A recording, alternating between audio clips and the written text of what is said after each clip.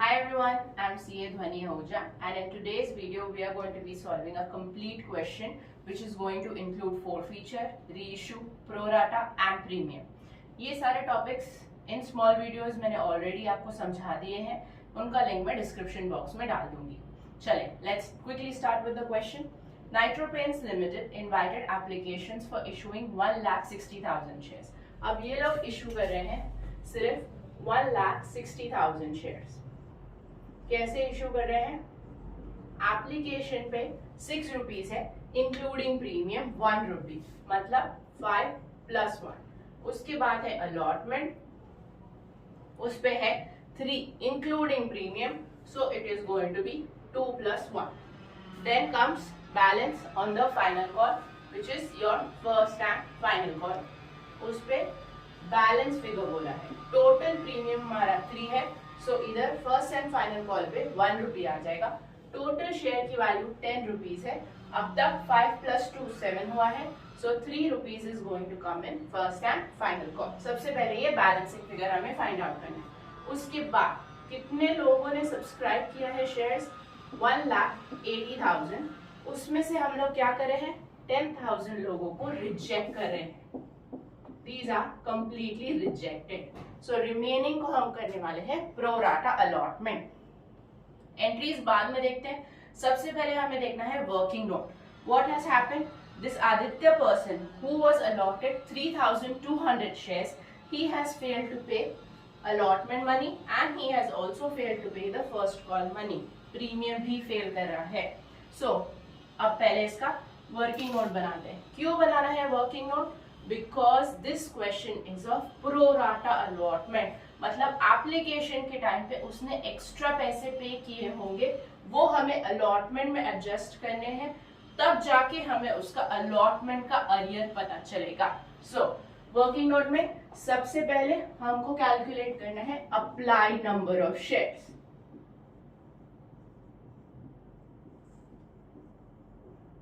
Apply number of shares हमारे application आए हैं 1,70,000. 180 नहीं, 170 में से 10,000 रिजेक्ट हुआ है, सो 1,70,000 हम एप्लीकेशंस कंसिडर करेंगे. उनको हमने अलॉट किया है 1,60,000 शेयर्स. हमारे पास सिर्फ 1,60,000 शेयर्स ही हैं. अब ये जो पर्सन है आदित्य, इसको हमने अलॉट किया है 3,200 शेयर्स. मतलब इसने अप्लाई कितने शेयर्स किए होंगे? We have to cross multiply and find out the amount of applied shares. ये इसके अप्लाइड शेयर्स आते हैं क्रॉस मल्टीप्लाई करने के बाद. अब second step in the working note is we have to calculate excess application money. अब कैसे आएगा ये एक्सेस एप्लीकेशन मनी? जब उसने अप्लाई किया होगा तब उसने 3,400 शेयर्स के हिसाब से पेमेंट किया होगा. 3,400 पे उसने 6 रुपीज पे किया होगा. 5 + this one 6 rupees. That is going to come 20,400. But actually हमने उसे अलॉट कितने शेयर्स किए हैं? 3,200. So he should pay us with 3,200 only, not with 3,400. So he should pay us only 19,200.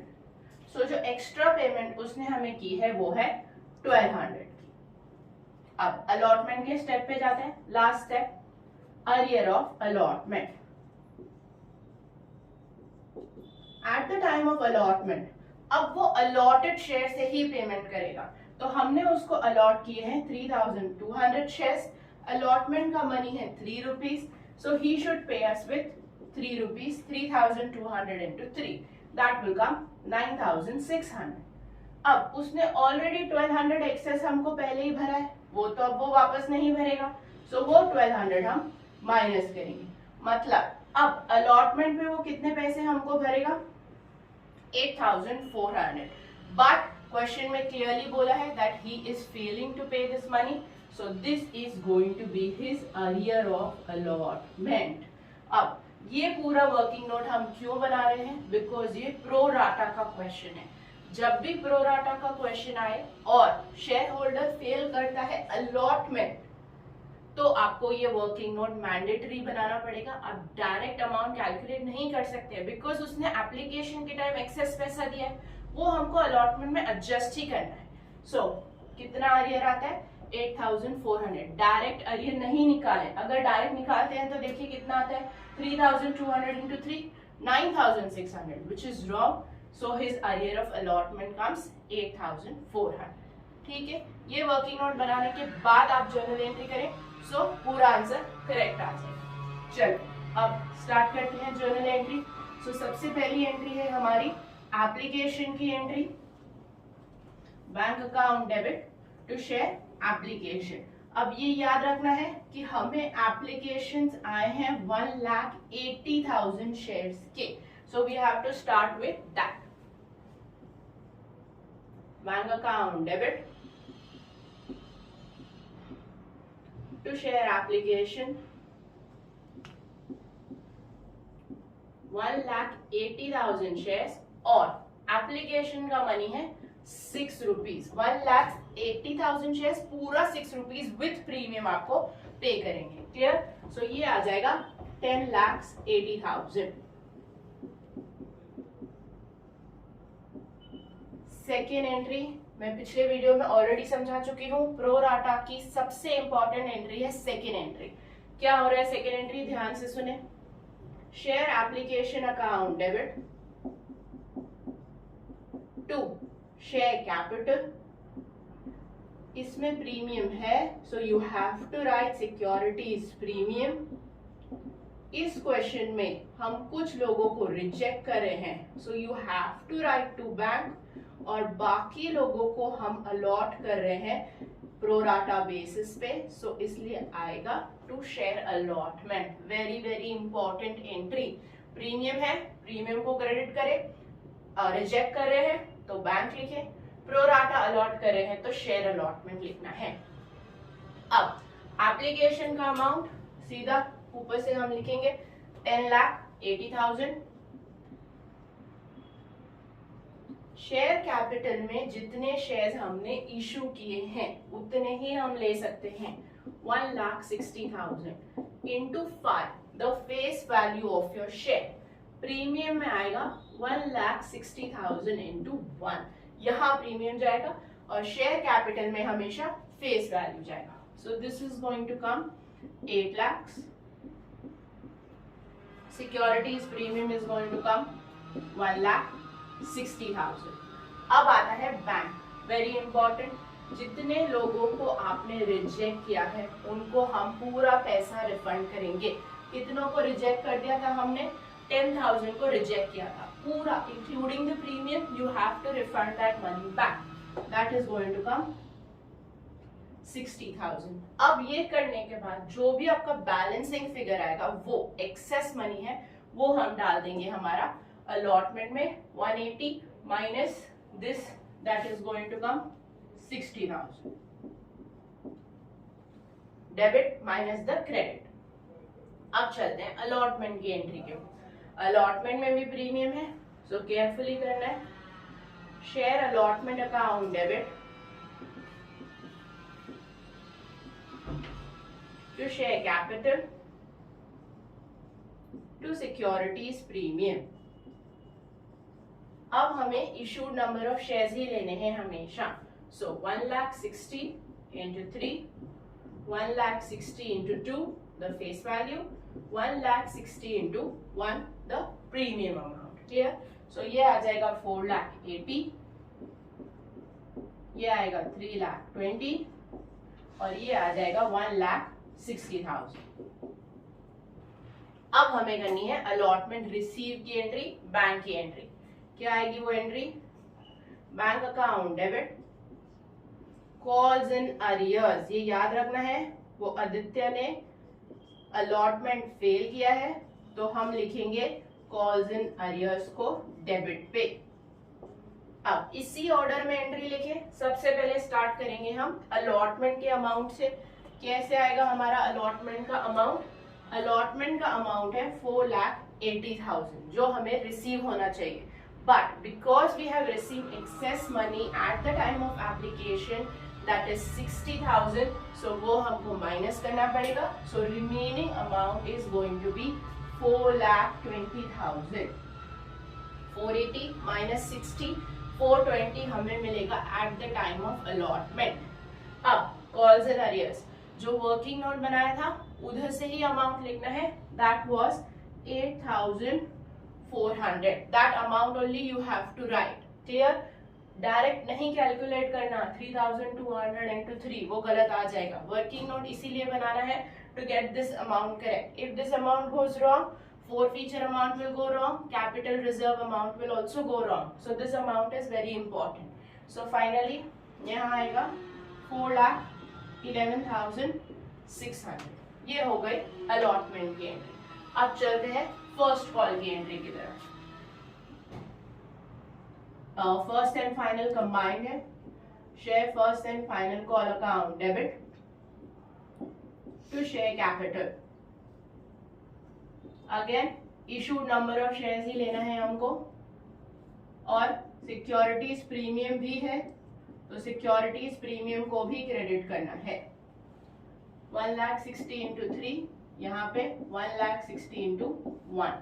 Total 1,60,000 into 4 is going to go in first and final call. So ये आएगा 6,40,000. ये आ जाएगा 4,80,000 share capital, and this will come 1,60,000. Clear? अब हमें first call का money receive होने वाला है, तो हम पास करेंगे बैंक की entry. Bank account debit, calls in arrears. Aditya ने फर्स्ट कॉल मनी भी पे नहीं किया है, इसलिए कॉल्स इन अरियर्स आएगा. First and final call. अब फर्स्ट एंड फाइनल कॉल का अमाउंट हम ऊपर से ले लेंगे, which is 6,40,000. Calls in arrears at the stage of first call आप डायरेक्ट कैलकुलेट कर सकते हैं. 3,200 शेयर्स है आदित्य के. फर्स्ट कॉल का अमाउंट है 4 रुपीज. प्रीमियम पकड़ के आपको कैलकुलेट करना है, इंटू 4 करना है. क्लियर? सो आएगा 12,800. Balance amount is going to go in bank. That is going to be 6,27,200. ये हो गए हमारे बेसिक एंट्रीज. अब क्वेश्चन में क्या बोला है कि हमने आदित्य को फोरफीट किया, आदित्य के शेयर्स को फोरफीट किया.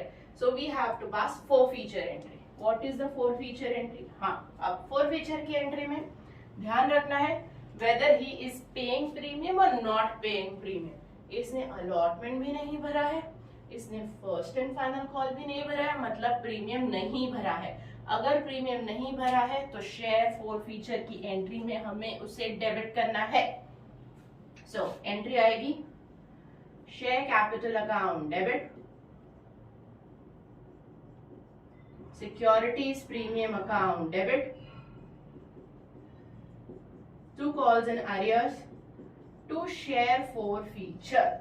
अब स्टार्ट से लिखना है अमाउंट. फर्स्ट शेयर कैपिटल का कितने शेयर है आदित्य के?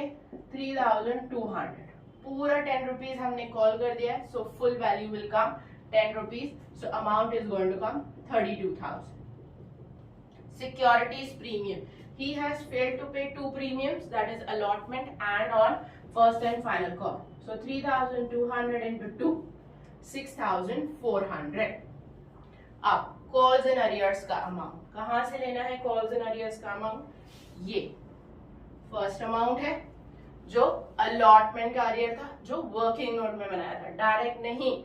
अलॉटमेंट वर्किंग नोट याद रखें, यहाँ 8,400 और फर्स्ट कॉल का अरियर जो उसने किया था 12,800. ये दोनों को एड अप करके हमको लिखना है कॉल्स इन अरियर्स का अमाउंट, विच कम्स 21,200. एंट्री बस इतने लिखने, debit minus credit will come your forfeiture amount. बस simple, that will come 17,200. Clear? अब चलते हैं री इश्यू की एंट्री की तरफ. अब क्या होने वाला है री इश्यू की एंट्री में? We are going to reissue these shares at 43,000. वो जो 43,000 है वो आपका री इश्यू वैल्यू है, और जो फुल्ली पेड दिया है वो आपका शेयर कैपिटल का अमाउंट है. क्लियर? सो चले देखते हैं क्या होता है री इशू की एंट्री में। Bank account debit. अब डायरेक्टली शेयर फॉरफीचर मत लिख दो, इस केस में प्रीमियम आने वाला है। बैंक अकाउंट डेबिट, स्पेस छोड़ दो, to share capital. Total number of shares we are reissuing is half, not full. 3200 के हाफ मतलब 1600 शेयर्स। पहले हमेशा शेयर कैपिटल का अमाउंट ही लिखना है as fully paid. Fully paid मतलब full value of the share, that comes 10 rupees. So this is going to come 16,000. 16,000 का शेयर हम 43,000 में री इशू कर रहे हैं। It means we are issuing this share at a premium, so we will credit securities premium account, that will be the balancing figure 27,000. पहले share capital लिखना है, फिर बैंक लिखना है, फिर बैलेंसिंग लिखना है, whether there is share forfeiture or whether there is securities premium depending on the question. Last entry, share forfeiture account debit to capital reserve. अब इस एंट्री के लिए हमको थोड़ा सा वर्किंग करना पड़ेगा। क्यों वर्किंग करना पड़ेगा? क्योंकि यहाँ हमने फोरफीट किए हैं 3,200 शेयर्स, बट वी हैव री इशूड ओनली 1,600 शेयर्स, सो हम डायरेक्ट अमाउंट नहीं लिख सकते। सो सबसे पहले क्रेडिट अमाउंट कैलकुलेट करना पड़ेगा। कैसे कैलकुलेट होने वाला है क्रेडिट अमाउंट? 3,200 के लिए share forfeiture, we are doing share forfeiture transfer entry, सिर्फ शेयर फॉरफीचर का अमाउंट लेना है। 17,200 आ रहा है फॉर 3,200 शेयर्स। सो अब 1,600 शेयर्स के लिए कितना आएगा? That is going to come 8,600। ये आ गया हमारा क्रेडिट अमाउंट। अब डेबिट मतलब री इशू की एंट्री। री इशू की एंट्री में शेयर फॉरफीचर है ही नहीं, डेबिट अमाउंट हमारा 0 है। सो हमारा ट्रांसफर अमाउंट कितना आ जाएगा? 8,600। वही आप ट्रांसफर एंट्री में लिखेंगे, which is share forfeiture account debit to capital reserve 8,600। That's it. ऐसे टाइप के क्वेश्चन 6 मार्क्स के लिए आने वाले हैं। ऑप्शन में आएगा, but same type of question ही आएगा जिसमें प्रोराटा रहेगा, प्रीमियम रहेगा, फॉरफीचर डेफिनेटली रहेगा और पार्शियल री इशू होगा। पार्शियल री इशू मतलब फॉरफीट सम नंबर, री इशू लेस देन नंबर। ठीक है, चलें और एक क्वेश्चन देखते हैं। अब जो हम सम देखने वाले हैं उसमें बैलेंस शीट है with forfeiture and reissue. So balance sheet का फॉर्मेट क्या है?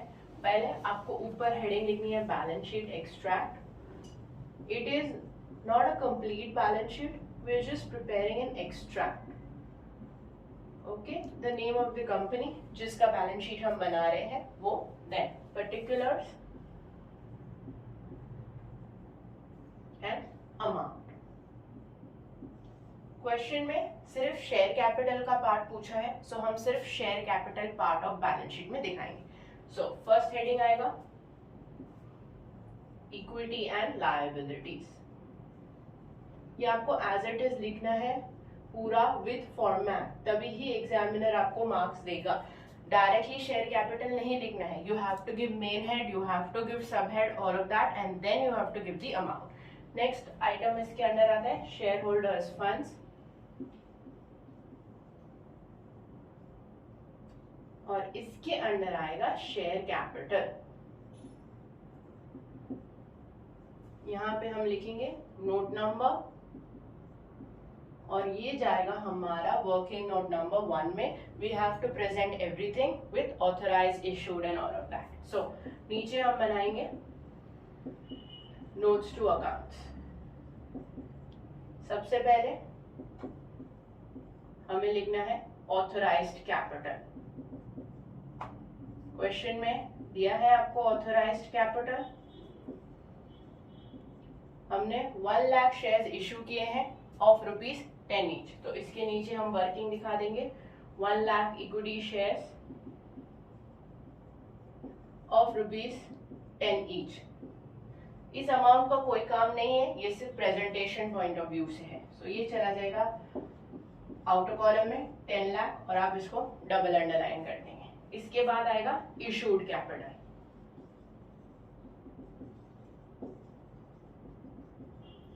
अगर कंपनी सारा इशू करती है तो ठीक है, बट इस केस में कंपनी ने सिर्फ 90,000 शेयर्स ही इशू किए। So 90,000 equity shares of ₹10 each, पूरा विद फेस वैल्यू आपको लेना है। That is going to come 9 lakh. अब हम आते हैं सबसे मेन पार्ट पे, which is your subscribed capital. Subscribe capital में 2 पार्ट्स होते हैं, subscribe but fully paid, subscribe but not fully paid. जो हमारा क्वेश्चन है उसमें सारा जाएगा subscribe but not fully paid के अंडर। पूरा उसका वर्किंग करना पड़ेगा हमको, subscribe capital and subscribe but not fully paid. यही अमाउंट है जो हम ऊपर बैलेंस शीट में लिखने वाले हैं। Subscribe but not fully paid. अब समझ लें कैसे लेने वाले हैं हम इस अमाउंट को। नंबर ऑफ शेयर्स जो अप्लाई किए हैं पब्लिक ने वो है 85,000। इसमें से 2 लोग हैं, राम और श्याम। इन लोगों ने सम मनी पे नहीं किया है, तो पहले सीधा उन लोगों को यहां से हटा दो। एक है राम, एक है श्याम, उसका है 2000 शेयर्स। तो फाइनली अब हम कितने शेयर्स पे पहुंच गए हैं? 82,000 शेयर्स पे। 85,000 minus this 3,000, so we arrive at 82,000 shares. अब राम के शेयर्स को हमने फॉरफिट नहीं किया, तो राम के शेयर्स हमारे पास एज इट इज है। श्याम के शेयर्स को हमने फॉरफिट कर दिया है, पर पूरा का पूरा री इशू नहीं किया है। From that 2000 you have reissued only 1500 shares, so वो कंपनी के शेयर्स में ऐड बैक हो जाएंगे। So total number of shares हमारे आ जाएंगे 84,500। इस अमाउंट से हमें subscribe but not fully paid calculate करना है। टोटल 85,000, ये अरियर वाले लोगों को हटा दो तो अब आ जाएगा 82,000। उसमें से राम तो हमारे पास है ही, उसको रख लो। शाम के 15, हम शाम को हमने फॉरफिट कर दिया है। अगर क्वेश्चन में सिर्फ फॉरफिटेड है तो उसको हटा ही दो, पर इस क्वेश्चन में री इशू भी है, सो री इशू किया है इसलिए मैंने वापस ऐड बैक कर दिया। तो टोटल नंबर ऑफ शेयर्स अब हमारे पास आ गए 84,500। इक्विटी शेयर्स ऑफ ₹8 ईच हमने पूरा कॉल नहीं किया है, सिर्फ फर्स्ट कॉल तक किया है, फाइनल कॉल नहीं किया है। सो हम इनर कॉलम में लिखेंगे इसका अमाउंट 6,76,000।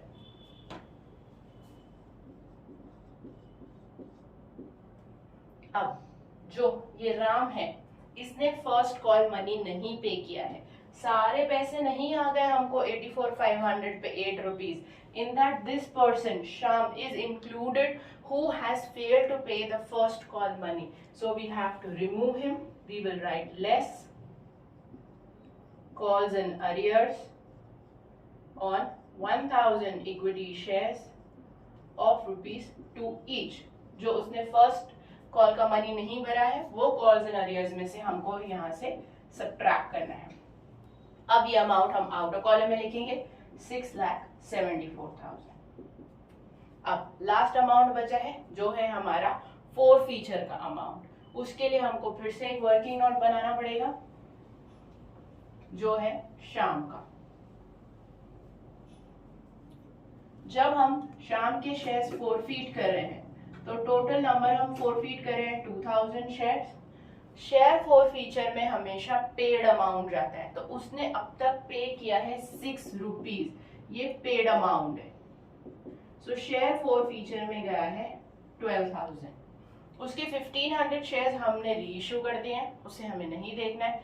कितने शेयर्स हमारे पास बचे हैं उसका अमाउंट जाता है फॉरफिटेड शेयर्स में। कितने शेयर्स हमारे पास उसके बचे हैं? 500 शेयर। तो हमें 500 शेयर्स पे कितना शेयर फॉरफीचर अमाउंट आएगा वो यहाँ पे शेयर कैपिटल में ऐड करना है। That amount is going to come 3,000। जो री इशू हो गए इग्नोर, वो हमने यहाँ पे री इशू में ऑलरेडी कंसिडर कर दिए। ये जो बैलेंस बचा है जो नॉट री इशूड है वो जाएगा हमारा फोरफीटेड शेयर्स वाले अकाउंट में। सो यहाँ पे add forfeited shares 500 into 6 3000। So total amount जो हमारा शेयर कैपिटल का आएगा वो आएगा 6,77,000। उसे आपको यहाँ ऊपर लिखना है बैलेंस शीट में। ऐसे टाइप के क्वेश्चंस 4 मार्क्स के लिए आ सकते हैं। If you found this video helpful, please like, share and subscribe to my channel. In case of any doubts, please write in the comment section. Thank you for watching. Bye bye.